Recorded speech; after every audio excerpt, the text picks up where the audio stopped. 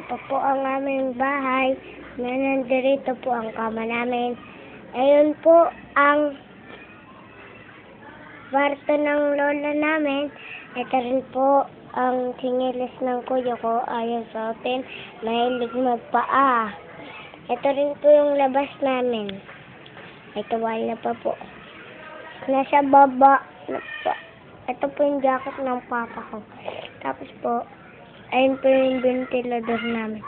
Tapos po, nandun po yung mga akyata namin. Tapos, yung mga kuya ko po nandun sa baba. At,